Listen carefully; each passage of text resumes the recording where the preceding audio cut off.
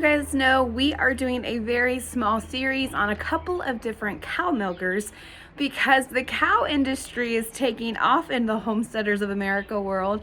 And so we are constantly asked questions like, what's the best milker? What are my milker options? What's the difference between a milker that has a pulsator and one that doesn't? And so we are kind of taking this journey with you guys with my own milk cows and kind of just showing you what your options are. And so it's been really fun to get to know two different milkers. And today I'm going to talk to you a little bit about the Mitty Supply Melasty Milker. Now this milker is unlike the previous milker, that video that we did, and then I will eventually do a combination video where I go through the pros and cons of each one. And really there aren't any cons that I can think of for either one of them, but they are two very different machines. So eventually we will go through that. But today is all about the Melasty Milker. Now some of you are well known in the Melasty with the Melasty Milker. It's one of the most common milkers in the homesteading world. And so this milker has the big claw with a long hose and the big engine that you can see. And this thing is a workhorse. Let me just tell you, when I got it, I was so intimidated because it was so much bigger than the other milker I'd been used to milking, but it's because it has a totally different purpose. It's very resilient. It's very strong. I was very impressed in the resiliency of this milker. And it's also something that I can keep outside or in my barn, and it's less likely to be conditioned or under conditioned to the weather. And so those are a couple of the reasons that I wanted to try the Melasty Milker for you guys. Now, since I've gotten the milker, we have gone through almost every weather possible with this thing. And it's been taking me a while to get this video out because we've gone from snow to torrential downpour to hot days, then back to torrential downpour. And so the weather conditions and cold and snow and all of that have not been ideal. However, it did allow me to have time to take this milker through all of those seasons, and every single morning when I got up, the milker worked. Now, I will say that the milker is housed in our milking stanchion, and so it is under roof. They do make a milker cover that you can put over the Melasty milker, or they even make wall units, which honestly, I wish I would have gone with the wall unit because to me, the Melasty is a great stationary machine, even the portable one. Now, I will say the one I got is a portable milker, and it works pretty well on many terrains. It does better on a flat terrain or a non-rocky one, but you are able to take it to and from your home or to and from a barn if you need to. And so that was one of the benefits too. Now, the milker that I got is all electric. They do have an option. I know some of you are off grid. I know that some of you won't like to milk in the field like I do.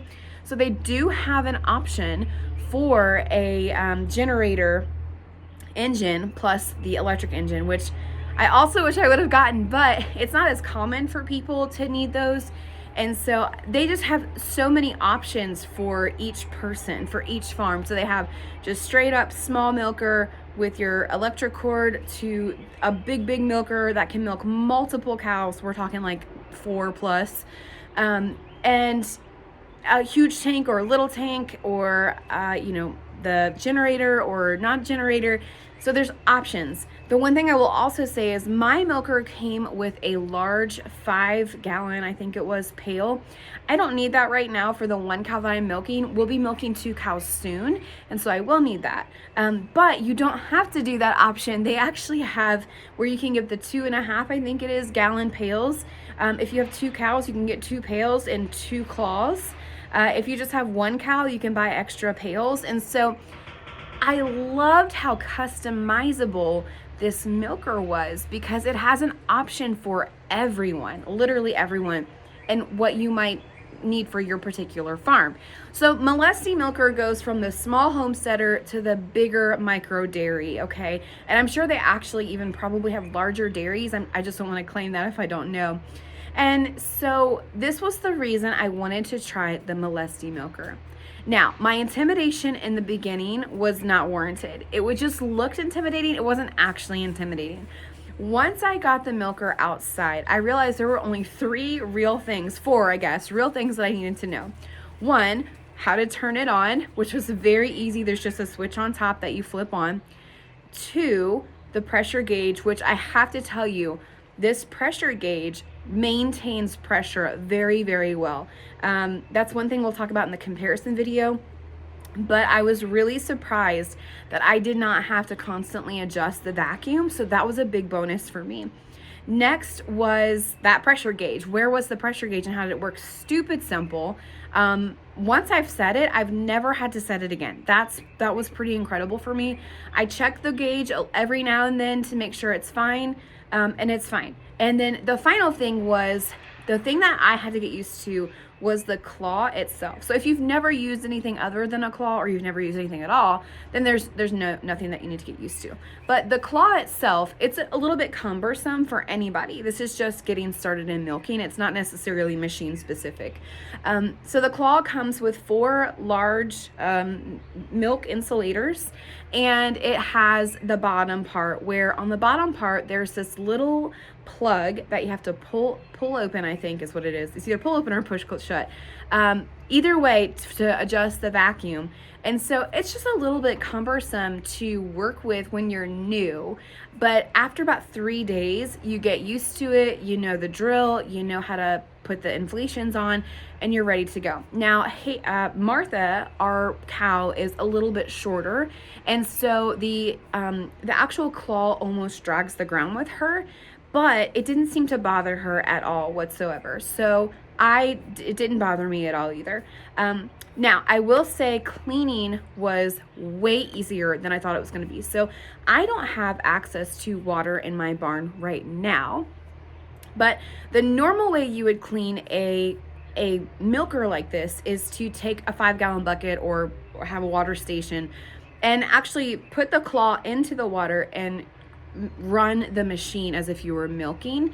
Very, very simple. So if you have water in your barn or in your milking area, perfect. So easy.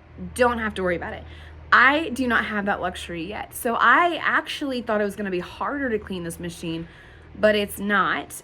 So all I did was just take the claw and the hose with me into the house. I ran water through it with a bleach solution that they recommend and hung the whole thing up, and it was so easy. Like, it was just as easy. So I really thought, with the cumbersomeness of how big the products were for a newbie, right, for people who've been doing this, they're like, that's normal, it was way easier than I thought it was going to be with this milker. Now, this milker is a pulsating milker, and so that means the inflations actually pulsate just like a calf would do if he or she were suckling on its mom. And that was really a cool thing to watch, because these inflations are clear at the bottom, and so you can actually see the pulsator moving and drawing out that milk, which was great. And so the pulsator, you can hear it clicking, and it works really well for most cows, I would think. In fact, the argument is that you should get a pulsating machine so that it mimics the calf, so the letdown is easier, and I would agree with that. In the beginning, we had Martha, and she was used to a pulsating machine, and so it took her a while to get used to a non-pulsating machine, and because she was calf sharing, the letdown took longer. And so I wished I had this machine when we were calf sharing, because she was used to that, and it would take a little less time if I had a pulsating milker. So overall, this milker has been extremely easy to use. It's been extremely easy to clean. They have so many options that I could have chosen from. I just chose this option.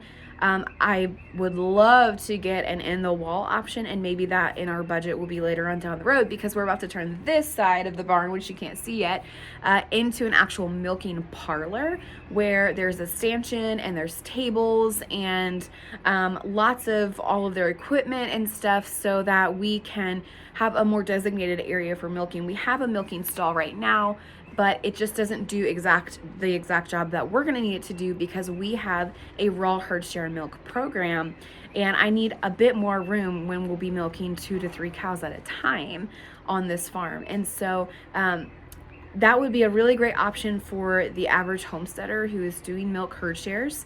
and you can buy individual claws or you can change out inflations, which was really cool. Now Mitty Supply also sent me a lot of extras, and I think that just comes with each order. They sent me extra things in case something goes bad. They send you all kinds of information. I never once had to go searching for information on how to use this machine. The pamphlets were very easy to read through with pictures. I enjoyed that because I like to read and learn how to use things. And ultimately, we just have really enjoyed this milker. And so I want to encourage you to go through this video and see how easy it was to milk the cow and get things going. Literally, there's like 4 things you need to know about the machine. It looks huge and intimidating, but it is not huge and intimidating. It's actually very, very easy to use and very easy to clean. And we have really enjoyed having it on our farm.